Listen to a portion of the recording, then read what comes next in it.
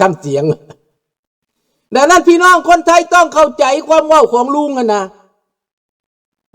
ว่าคนลาวทำไมไม่สู้จังสั้นจังซี่นะเว้าไปพวกเจ้าก็ได้ก็เพราะเข้าใจแน่เว้ามาตั้งดนมันง่ายปานนั้นพุ่นบอกคันมันง่ายปานนั้นไผสิบ่สู้จะไปเบิ่งเวียดนามแม่มันออกป่า11 คนบักไก่สอนไปอยู่ในป่าก็ไปอยู่ในป่าซ้ำบ่ได้สู้ซ้ำพูนมันไปอยู่ฮานอยพูนมันไปอยู่น้ำแก้วพูนแก้วตั้งกองทัพกองพลกองพันคนทหารเข้ามาดินลาว2 ล้านคนจะเบิ่งไหมให้อาวุธทุกอย่างเงินช่วยเหลือมาจากประเทศสังคมนิยมเอามาให้เบิดบาทลาวนี่เงินช่วยเหลือมาเขากันไว้เขากีดไว้เขาบ่ให้ต่างประเทศเขามาถึงเขากีดไว้เบิดพวกเจ้าก็พอเข้าใจแน่เว้าซ้ำนี้ก็ได้สิให้คอยเว้าเป็นเบิดมันก็สิแม่นบ่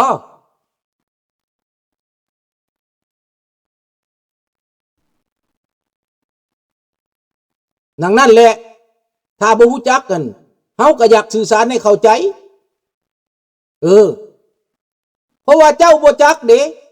เจ้าว่าคนลาวบ่มีหัวใจเจ้าว่าคนลาวขี้ขาดเจ้าว่าคนลาวย้านก็ยังว่าบ่ได้ย้านย้อนสาเหตุนั่นแหละสาเหตุที่เว้ามานั่นแหละในปัจจุบันนี้เฮาจึงสู้แบบใหม่สู่ทางการเมืองส่วนการทหารนั้นถ้าว่ามื้อใดโลกมันเปลี่ยนไปเกิดสงครามระหว่างประเทศเกิดสงครามโลกคนลาวจับปืนแน่นอนพวกเจ้าอย่าสิว่าเขาบ่จับเด้อเขาจับแน่นอนเขาสู้แน่นอนในประเทศก็ลุกขึ้นแน่นอนดังนั้นการสู้ในปัจจุบันนี้มันสู้หลายเวทีเด้อเวทีโลกเวทีมหาอำนาจเวทีสหประชาชาติเวทีต่างประเทศและภายในประเทศอยู่ในหัวใจคนลาวทุกคนที่ไม่มีความหักเสื้อแพงชาตินั้นมันอยู่ในใจการต่อสู้มันอยู่ในใจชาติใดเจ็บชาติใดเสียเปรียบชาติหน้าต่อได้สู้เองเพื่อนจะเห็นใจหรือบ่เห็นใจก็ขอโทษนำ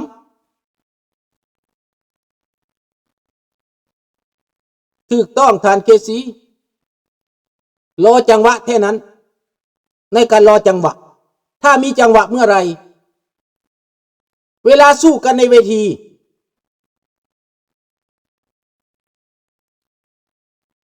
สุรสิทธิ์บอกว่าไทยเองก็ไ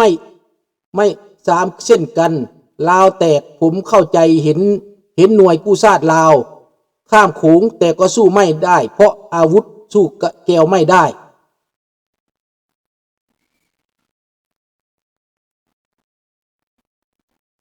สู้แก้วไม่ได้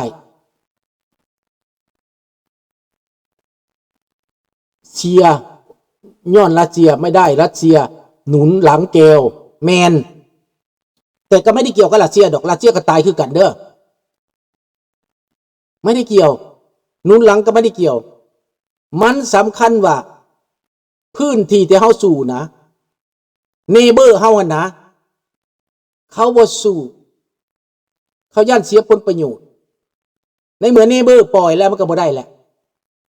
อันว่ารัสเซียบ่แก้วนะคนลาวบ่ได้ย่านเลยนะบ่ย่านคนลาวบ่ได้ย่านเพียงแต่มีอาวุธเพียงแต่มีประเทศนั้นยืนเป็นหลักสิเว้าให้ฟังเด้อ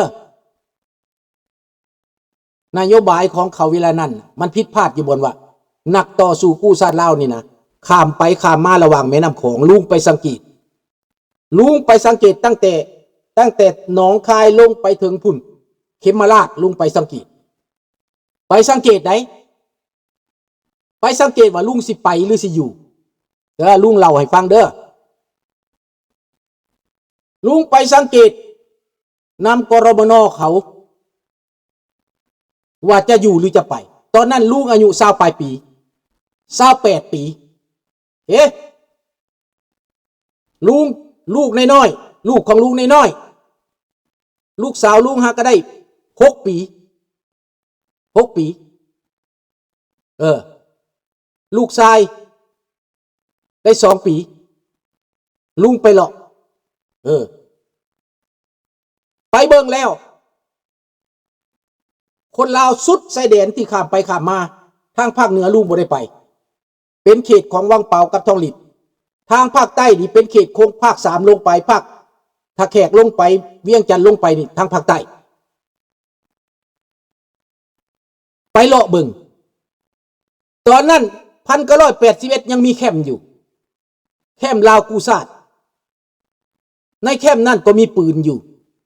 แต่มาฮอดฝั่งไทยเขาให้ปืน2 กระบอกขายามค่ายเท่านั้นนอกจากนั้นแล้วรัฐบาลไทยทหารไทยเก็บไว้หมดขาดมาเมืองไทยต้องเก็บปืนหมดเวลาจะกลับไปใหม่เขาก็ไม่ได้ประกอบอาวุธให้เขาส่งให้ข้ามไปด้วยปืน2 กระบอกให้ไปหาเอาปืนใหม่ข้ามไปข้ามมาแบบนั้น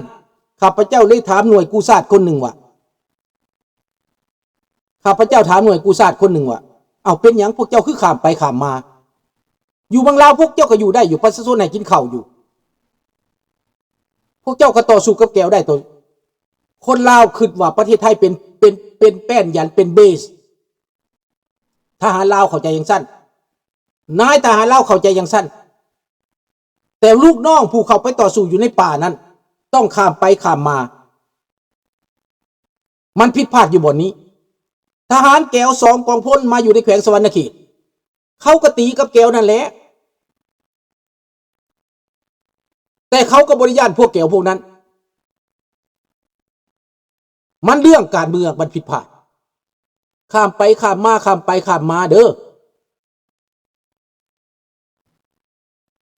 ข้ามตรงสวนอ้อยบ้านหาดอาวุธของรัสเซียมันเหนือกว่าหน่วยกู้ซาดไม่ใช่บ่แมนอันนี้ลุงอยู่ในหันบ่แมนลุงอยู่ในหน่วยของพวกอยู่ในด้านลบเลข 9ลุงนี่นะลุงอยู่ในโรงพยาบาลด้านลบเลข 9ของลาวแดงเด้อหลานบ่แมนเรื่องอาวุธรัสเซียเหนือกว่าบ่แมนจังที่บ่แมน บัดมาถามนโยบายแล้วบอกว่าตอนนี้เขารักษาพวกกู้ซาดไว้อยู่นั้นเพื่อเป็นข่าวกรองเฉยๆส่งข้ามไปเป็นหน่วยข้าวกองเอาข่าวมาให้รัฐบาลไทยแค่นั้นเมื่อไรเวียดนามถอนออกจากลาวเมื่อนั้นรัฐบาลไทยก็หยุดสนับสนุนตอนที่ตอนเวียดนามยังอยู่ในลาวนั้นบ่ทันถอนทหารไทยรัฐบาลไทยก็ต้องสนับสนุนต่อไปให้อาวุธให้ไปให้การไปมาได้สะดวกอยู่นะมันเป็นแบบนั้นข้ามไปข้ามมาอยู่แบบนั้นแหละแต่ไม่ได้หมายความอาวุธรัสเซียเหนือกว่าไม่ใช่จะเหนือกว่ายังไงจะไปยิงใครในป่าเขาไม่ได้เห็นตัวทหารกู้ซาดลาวเคลื่อนไหวจะเล่าให้ฟังมันเกิดมันเกี่ยงเด้อผู้บริหูจักขันเว้าไปให้นำพวกกู้ซาดลาวอยู่ในป่านี่นะบ่เห็นค่ายเขาบ่เห็นเรือนเขาไปบ้านนั่นหาบ้านนี่เขารอบตีรถเขารอบตีค่ายเวียดเขารอบล่อข่าตายสังหารล่วงหลายภัยมากลุงเป็นคนเมียซบพวกแก้วพวกลาวแดงนี่นะทุกเดือนเป็นละร้อยเด้อไม่ใช่อาวุธเหนือกว่าไม่ใช่สู้สงครามกองโจรไม่ได้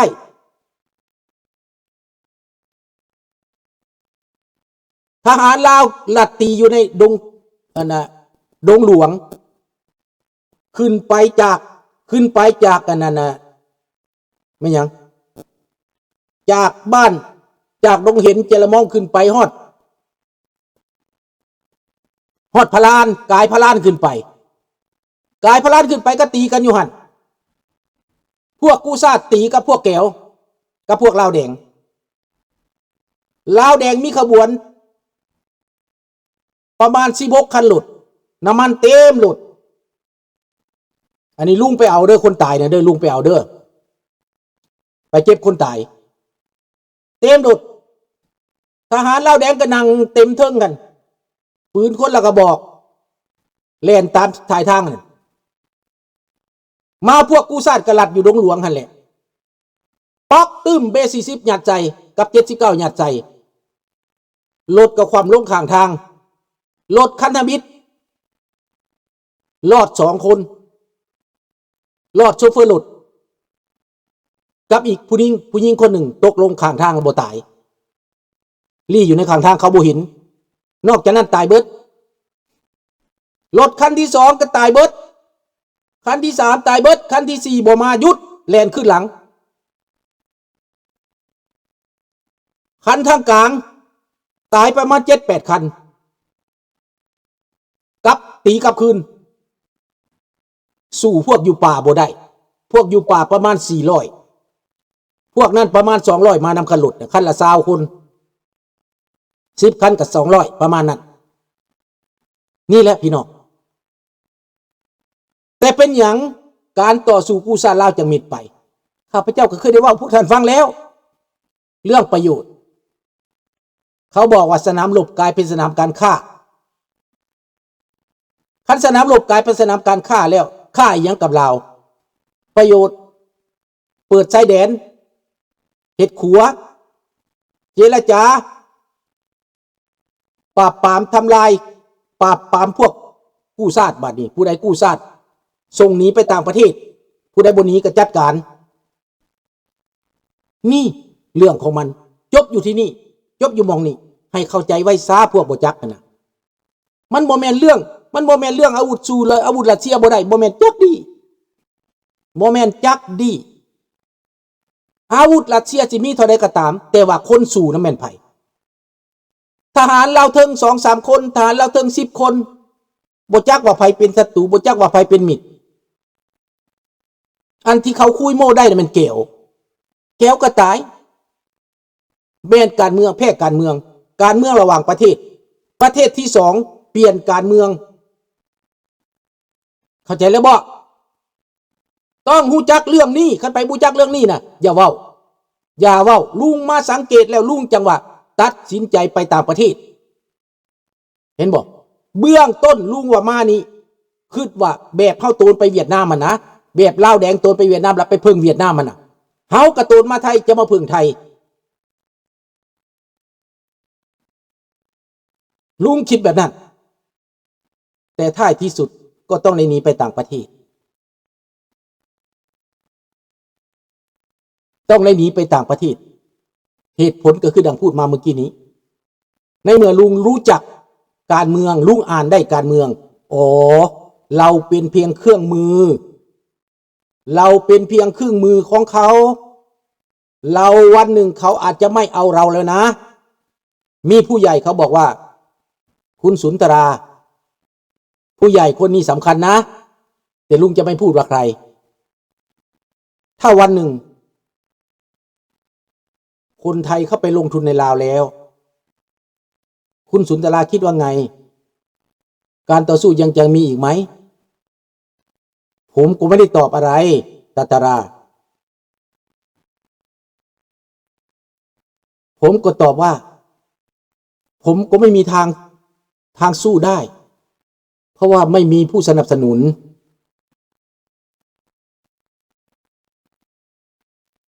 เห็นบ่ล่ะ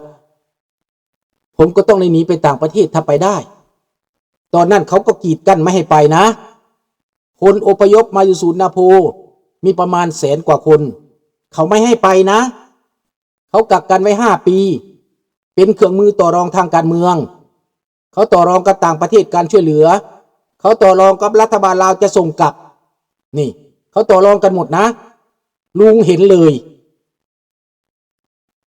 ทั้งที่ลุงนี่มีต่างประเทศรับไปแล้วเขาก็ไม่ให้ไปเขากดดันไว้ถึง5 ปีเป็นเครื่องต่อรองทางการเมืองเป็นเครื่องแลกเปลี่ยนทางการเมืองนี่เสเพกักไว้แก่เวลาไว้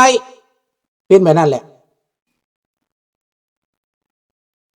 ถึงแม้ว่าชาติศาสตร์ถึงแม้ว่านานาชาติจะกดดันปานใดก็ตามก็ไม่ได้ไปเห็นบ่ล่ะก็เหมือนดังคนพม่าเขาบ่ให้ไปเขากักไว้หั่นบ่ได้ไปเป็นบ่อนต่อรองเขาเป็นแบบนั้นเรื่องของมันน่ะ